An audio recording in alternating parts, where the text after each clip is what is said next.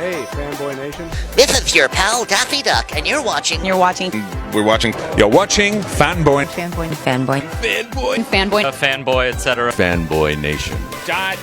I assume Tom.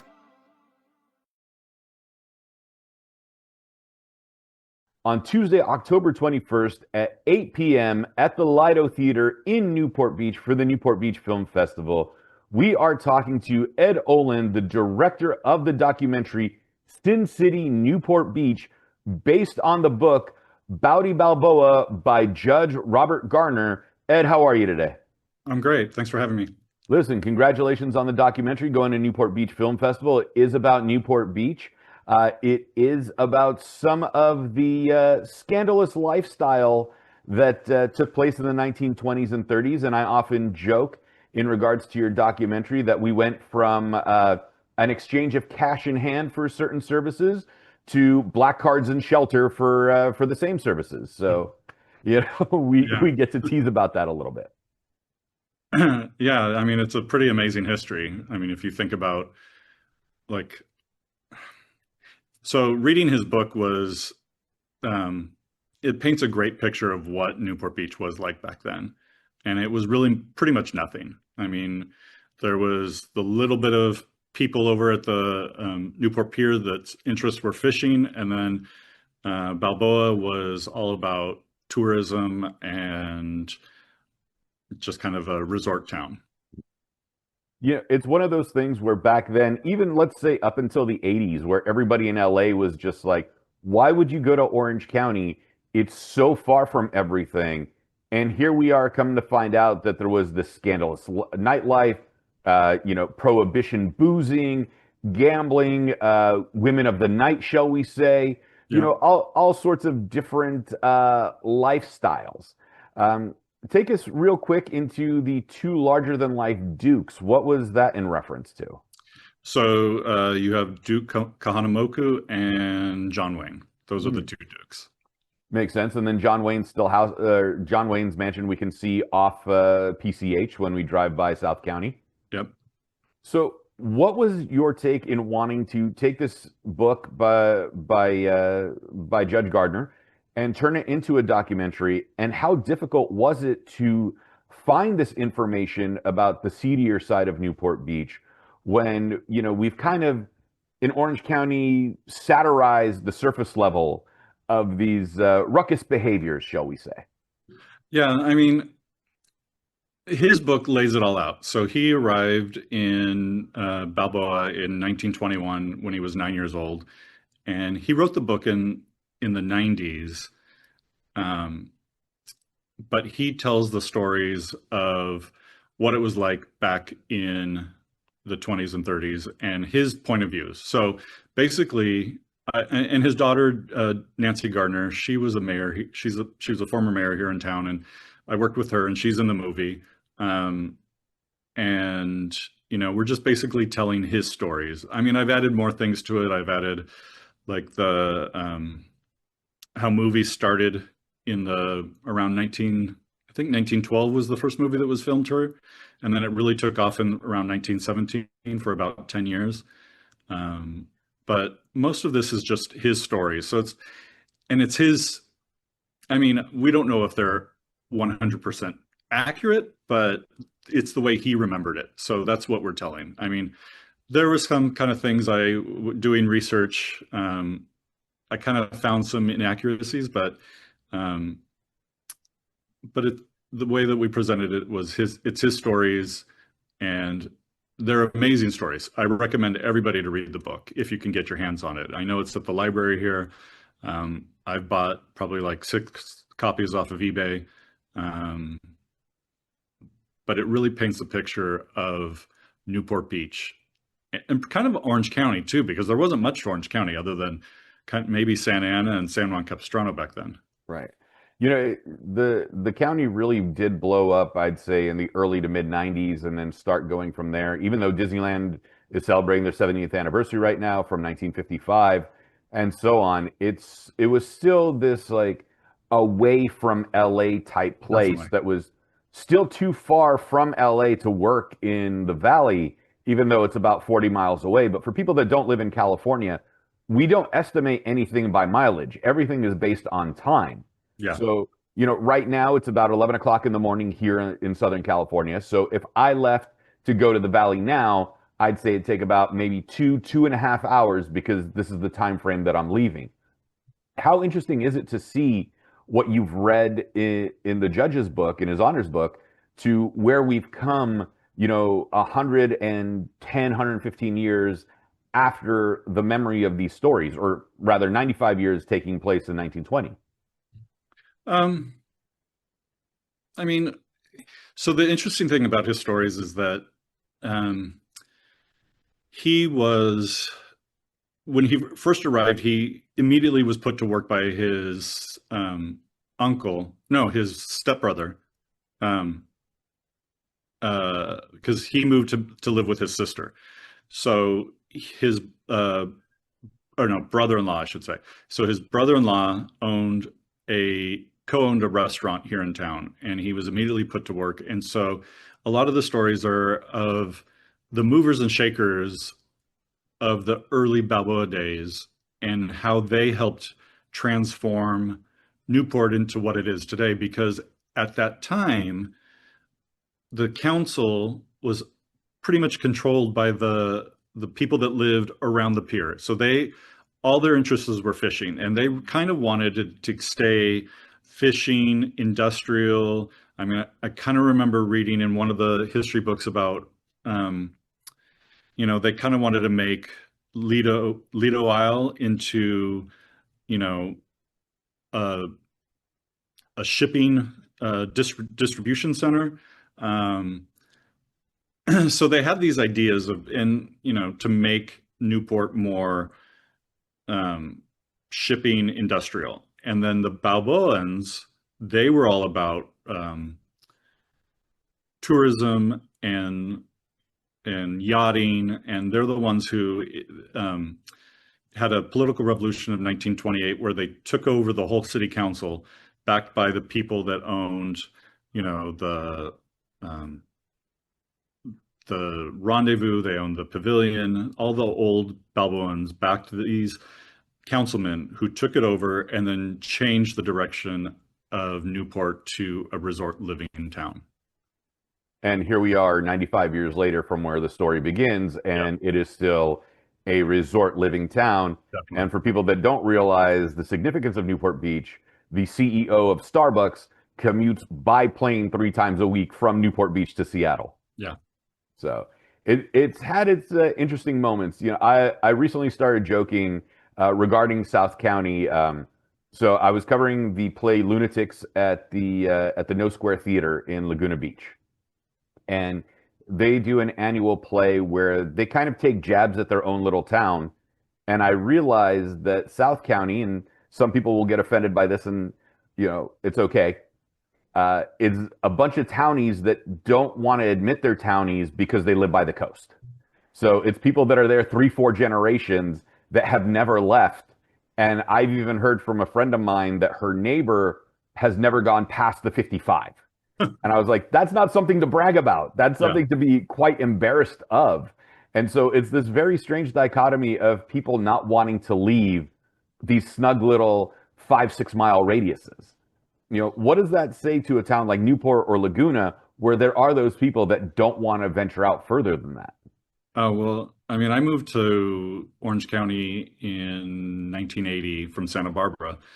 And I remember being in high school and driving to LA for, I think, concerts and things like that. And I remember people that I would talk to in high school that they were afraid you drive to LA. Like that's the scariest thing ever. And I would never leave Orange County. So I don't know. There's just that mentality of not leaving your little bubble. Yeah. And me being originally from San Francisco, I'm like, what are you talking about? That's not a far drive. That's nothing. So, and especially being first generation American, where my parents immigrated to the United States, I'm like, they had to cross from Asia into Europe, pass Europe, across the Atlantic Ocean, and come all the way across the North American continent to end up in California. A 40-mile drive to LA is nothing. Nothing, yeah. So it's interesting to see that dichotomy. But what was something that you learned in first your research with Judge Gardner's book, to now making the documentary about Newport Beach and about the culture of the city and whether it's evolved or kind of like that surface level of, we're conservative on the surface, but we still do some of these, body things or Bawdy things, shall we say? I don't know. I feel like I read this book so long ago, and I've read most of the history books. So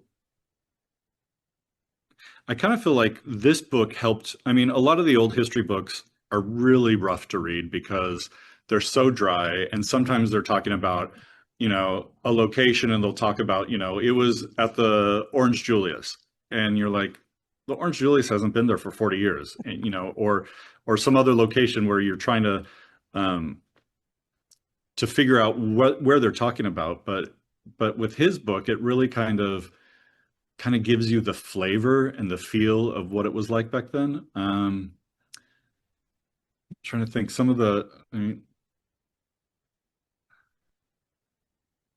it was interesting finding out about the rendezvous and how big that was. I mean, I've always heard about the rendezvous, and it burnt down in the 60s, but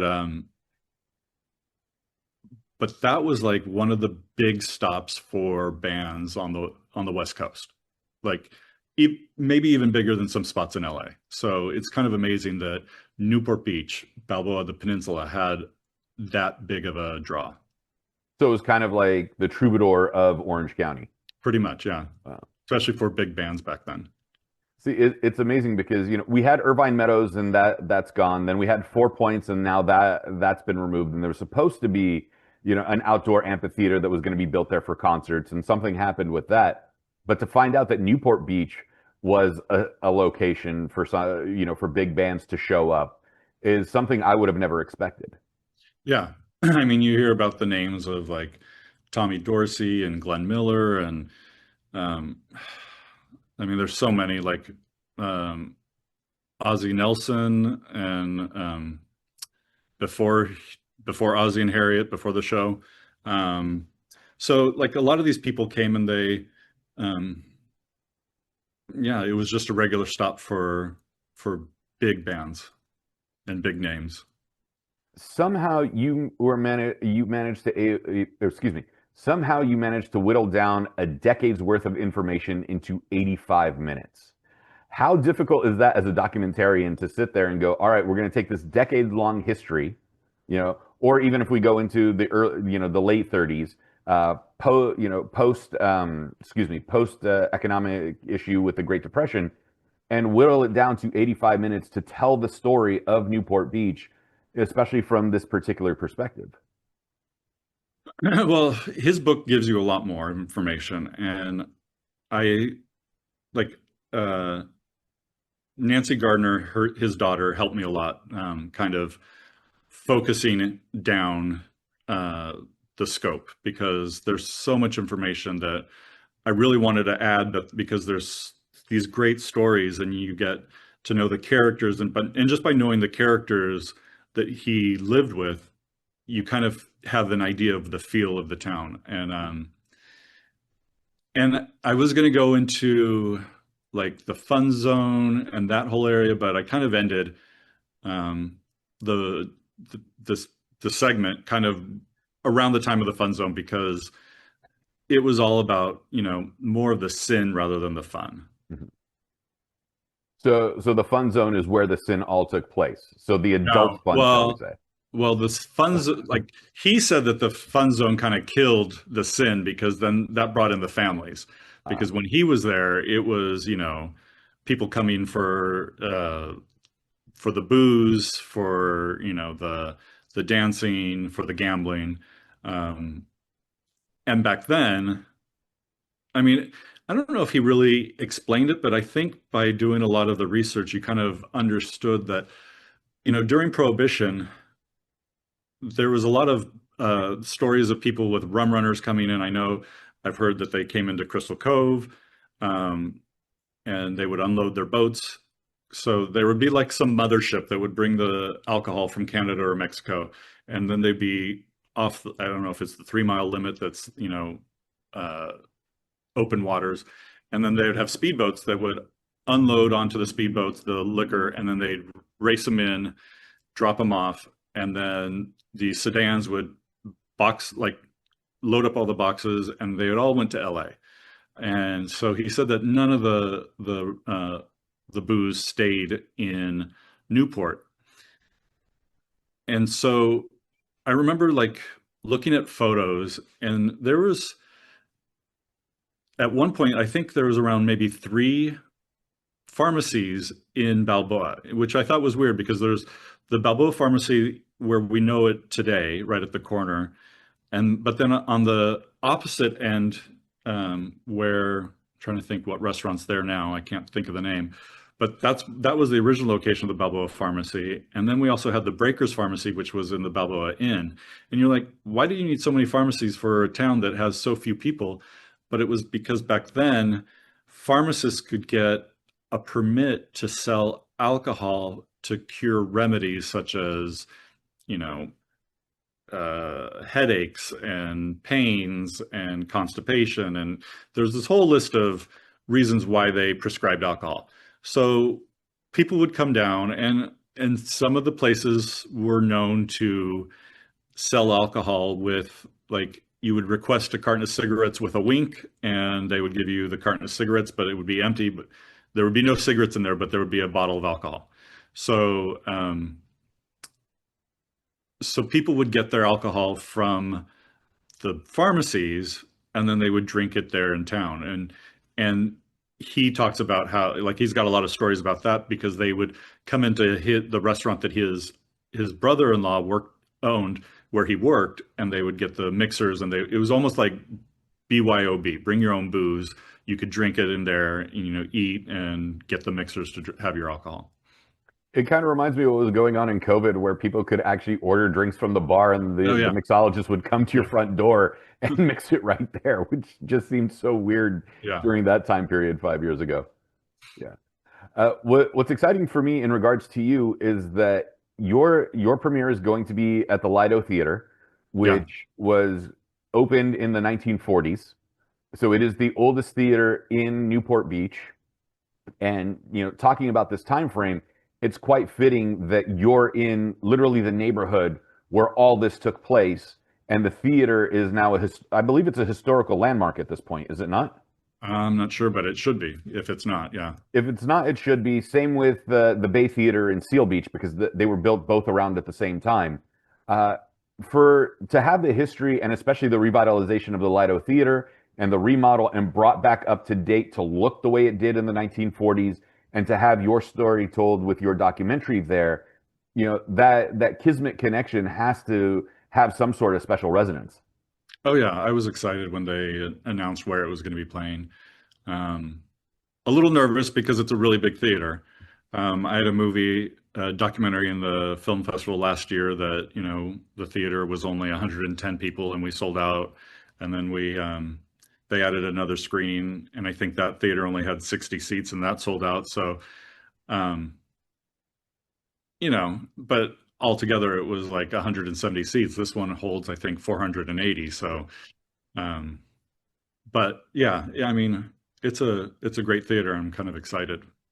Well, I'm excited for you, and the fun part is I'm pretty sure you're going to get all the people that are third, fourth generation coming to the screening going, that was my grandfather, that's my great grandmother in that photo, and so on and so forth coming about.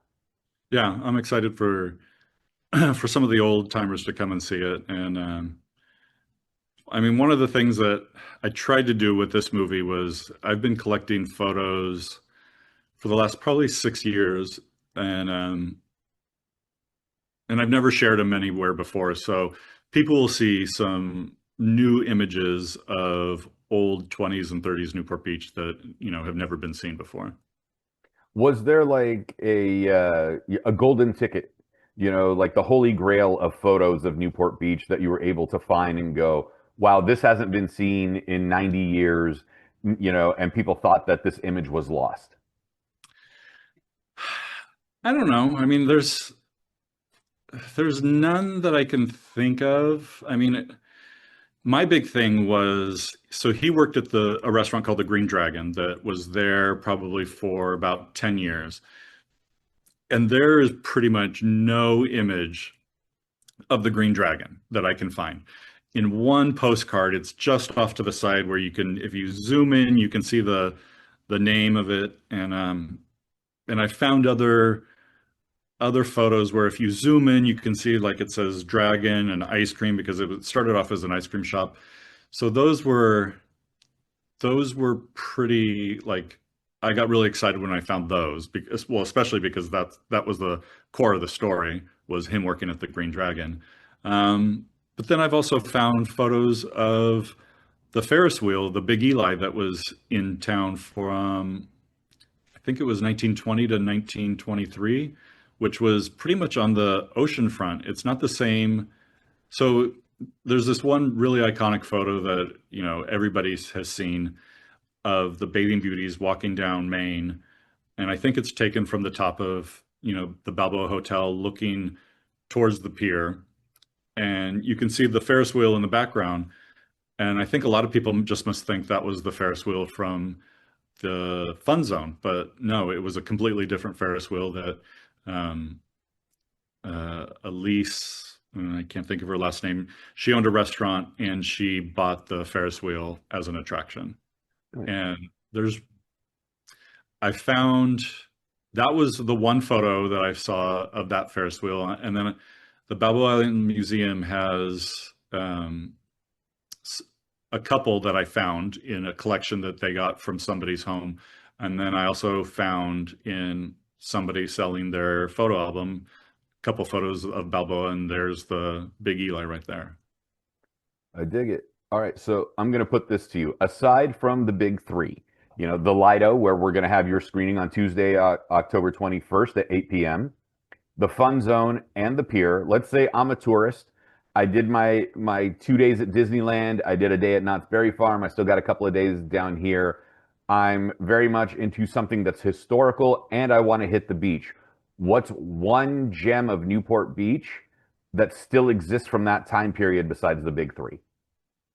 Well, the pavilion. The pavilion was the big draw back then. The pavilion was built to be a dance hall and a bathhouse for the people that were coming down on the red car. The whole reason of getting the red car, the red car wasn't really for transportation. It was about getting people down to buy lots. And they built the pavilion to bring people down for a reason. And then once you got down here, there were real estate agents everywhere trying to sell you a lot. And so yeah, the pavilion is definitely the biggest thing, I think. That was built in God, I don't want to get this wrong. I'm pretty sure 1906. And trying to think if any of those other buildings, there's not a lot of other buildings. They've been kind of torn down and rebuilt that were the original from when Judge Gardner arrived in 1921.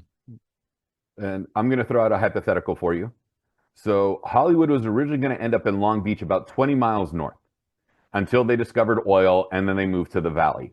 What would have Newport Beach and Orange County look like if the film industry still stuck 20 miles away?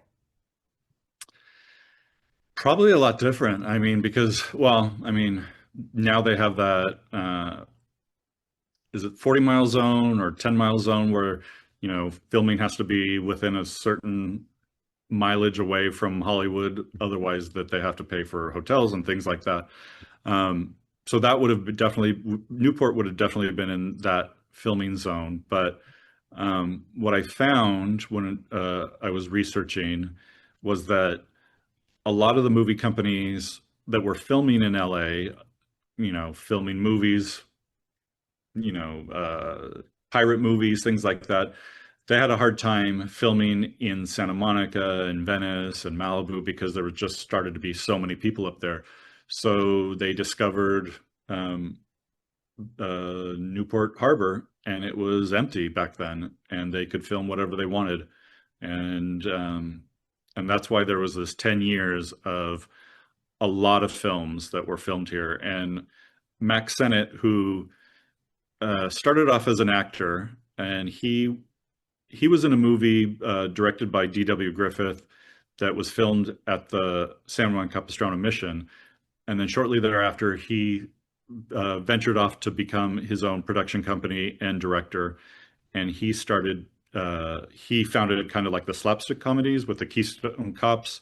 And one of his kind of troops, because he had all these different types of troops of actors, were bathing beauties. And it's different from the bathing beauty contest that Balboa used to have, but he had bathing beauties that were just this group of women that would, you know, dance around or, you know, do diving in the water. And he brought all that down here like around 1917